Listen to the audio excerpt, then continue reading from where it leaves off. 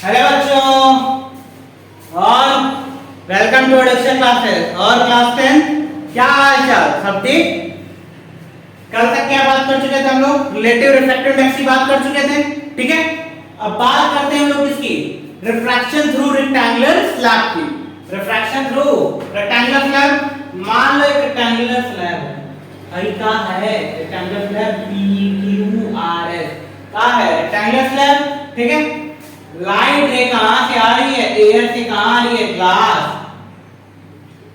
Air से glass आ रही है। एयर कौन सा मीडियम है? रेयर है कि डेंसर है? एयर कौन सा मीडियम है भाई? रेयर कि डेंसर? एयर क्या है आपका? रेयर मीडियम है। और ग्लास क्या है? डेंसर। कैसे कह सकते हैं सर जी? बताइए थोड़ा। देखो एयर के कंपैरिजन में ग्लास के जो पार्टिकल्स होंगे ज्यादा कॉम्पैक्टेड होंगे, ठीक है। वहां चलना ज्यादा टफ होगा लाइट को, ठीक है। ऑन द अदर हैंड जो एयर के पार्टिकल होंगे बहुत दूर दूर होंगे, ठीक है। जब दूर दूर होंगे तो वहां चलना आसान होगा। जब चलना आसान होगा तो एयर आपके लिए क्या हो गया? रेयर मीडियम हो गया। और ग्लास क्या हो गया? डेंसर। अरे बताए थे ना कदम हो, जहां पे पार्टिकल लेसर अमाउंट में होंगे वो रेयर मीडियम, जहां पार्टिकल बहुत ज्यादा कॉम्पैक्टेड अमाउंट में होंगे वो क्या होगा? डेंसर मीडियम, ठीक है। अब देखो लाइट कहां से कहां आ रही है? रेयर से डेंसर। पहले सबको मिटा दें, नहीं तो पता नहीं समझ में आवेगा कि नहीं तुमको। बोलो। देखो PQRS, ठीक है। अब लाइट रे फॉल की, लाइट रे फॉल की एंगल आई पे। पहला वाला मीडियम की क्या है? एयर है।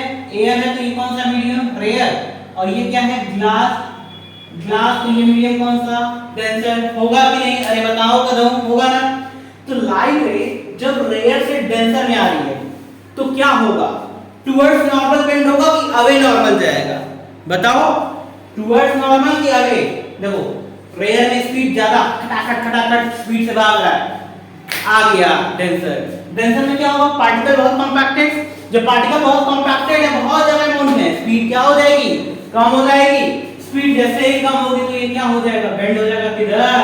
नॉर्मल की डायरेक्शन में। अरे बताओ करो, जिसकी वजह से ये एंगल R बनेगा और ये एंगल I बनेगा कि नहीं? अरे बोलो करो, होगा ना।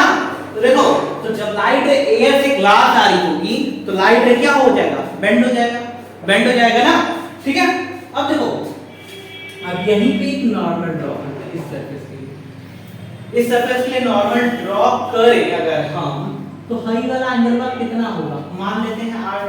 अरे बोलो करो, R मान लेते हैं भाई, ठीक है। अब देखो ये एंगल I से फॉल किया, बेंड किया R', ये वाला एंगल, ठीक है। अब ये नॉर्मल, ये वाला मीडियम डेंसर और ये वाला मीडियम रेयर, होगा कि नहीं? अरे बोलो करो, होगा ना। ये वाला मीडियम डेंसर, ये वाला रेयर। जब लाइट डेंसर से रेयर जाती है कहां चली जाएगी? नॉर्मल से अवे जाएगी, यानी ये वाला लाइट ऐसे निकल जाएगा। बोलो इस रे को क्या कहते हैं? इमर्जेंट रे। अरे बोलो करो, कहते हैं ना, ठीक है। तो रिफ्रैक्शन थ्रू रेक्टेंगुलर स्लैब क्या हो रहा है? बताओ थोड़ा सा। लाइट रे फॉल की, ठीक है। लाइट रे फॉल की एंगल I पे और इमर्ज कर रही है एंगल E पे। बीच में क्या हुआ? जो रेक्टेंगुलर स्लैब रखा था उसकी रिफ्रैक्टिव इंडेक्स ज्यादा थी, तो लाइट अपने पार्ट से क्या हो गई? बेंड हो गई। बेंड होके अवे निकल गई। तो अगर हम थोड़ा सा दिमाग लगावे तो ओरिजिनल लाइट नहीं था और ये वाला हमारा निकलने वाला लाइट है। इन दोनों के बीच में हाई जो गैप हुआ होता है ना, जो परपेंडिकुलर डिस्टेंस ऑफ फॉल होता है, जो परपेंडिकुलर डिस्टेंस ऑफ फॉल होता है, इसको क्या कहते हैं? Lateral shift. क्या कहते हैं? लैटरल शिफ्ट गधों।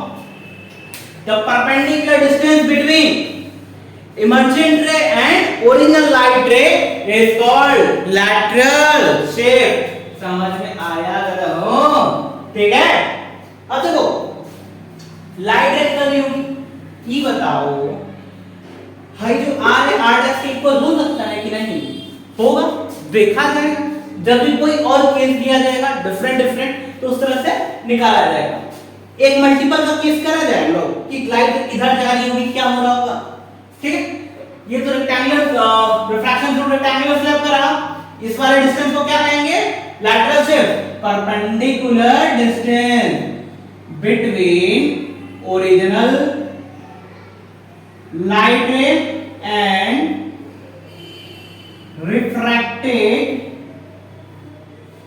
लाइट रे, ठीक है, जो किसके बीच में, ओरिजिनल लाइट रे और रिफ्रैक्टेड लाइट रे या इमर्जेंट लाइट रे, इमर्जेंट कर दो, ठीक है, emergent light ray is called आपका refraction through rectangular glass lens, ठीक है, रेड करें कर दीजिए सर जी।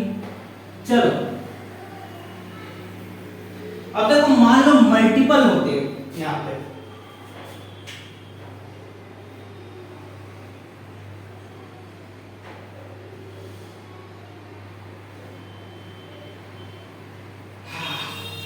ये देखो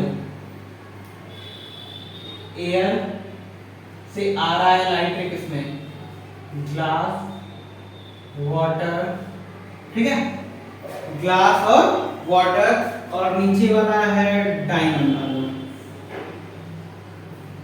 चलो ये वाला एयर है हमारा, बोलो करो इस ग्लास और एयर के रिस्पेक्ट में एयर एयर होगा और ग्लास क्या होगा, डेंसर होगा कि नहीं, अरे होगा ना करो, तो ये आर ये डी, ये रहा नॉर्मल, लाइट रे फॉल किया, हटा एंगल आई, रियर में चला आसान ना, चला अचानक से क्या हो जाएगा, बेंड टुवर्ड्स नॉर्मल, बोलो टेंसर में आते ही बेंड टुवर्ड्स नॉर्मल, ये क्या हो जाएगा, एंगल आर, फिर से नॉर्मल ड्रॉ किया, ठीक है, ये वाला एंगल आर डैश लेते हैं, अरे ले लेते हैं कदमों, बोलो वाटर, वाटर किसका रिफ्रैक्टिव इंडेक्स ज्यादा, ग्लास का रिफ्रैक्टिव इंडेक्स 1.5 होता है, वाटर वाला रिफ्रैक्टिव इंडेक्स का कितना होता है भाई 1.33, किसका ज्यादा, 1.5 वाले का ज्यादा, इसका कम, अभी तो भागेगा नॉर्मल से अवे, यानी नॉर्मल से अवे गया, ठीक है,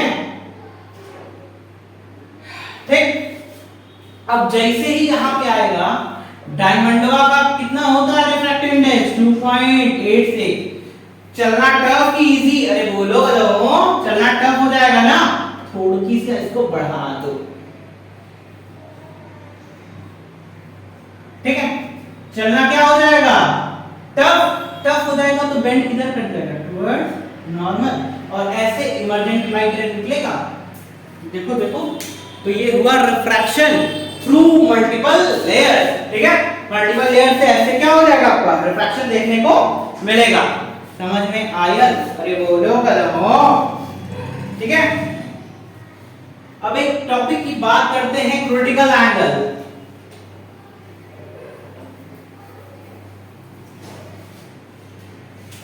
critical angle,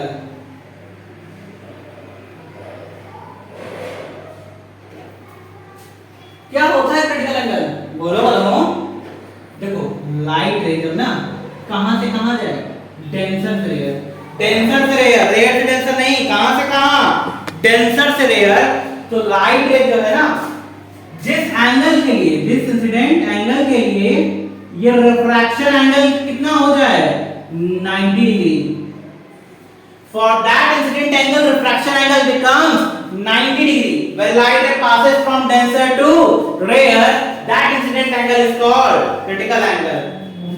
When light ray passes from denser to rarer, for that incident angle,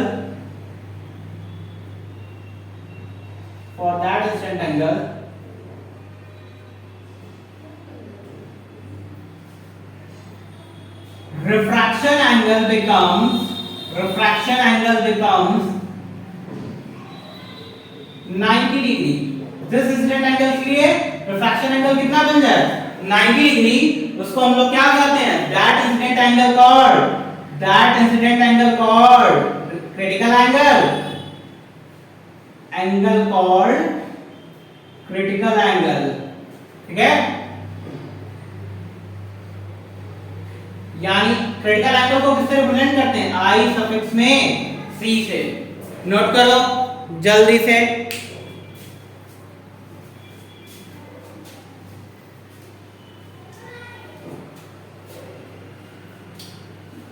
अब देखो हम लोग पढ़े थे स्नेल्स लॉ में mu equals to sin i by sin r, बोलो म्यू इक्वल्स टू क्या पढ़े थे sin i by sin r। लेकिन उस समय लाइट कहां से कहां जा रहा था, रेयर से डेंसर। अब लाइट कहां से कहां जा रहा है, डेंसर से रेयर।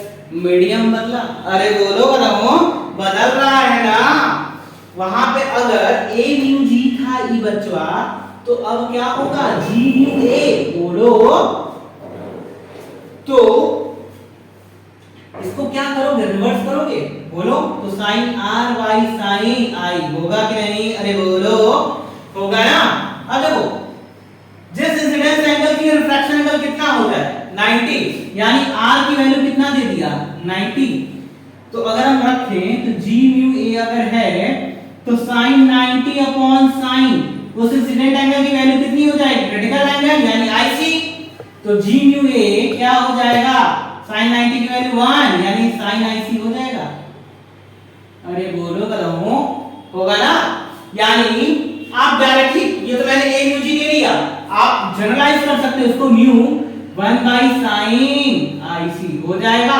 लेकिन ये कब के लिए है, बताओ जब डेंसर से कहां जा रहा होगा लाइट रे, रेयर, रेयर से डेंसर नहीं, समझ में आया, ठीक है।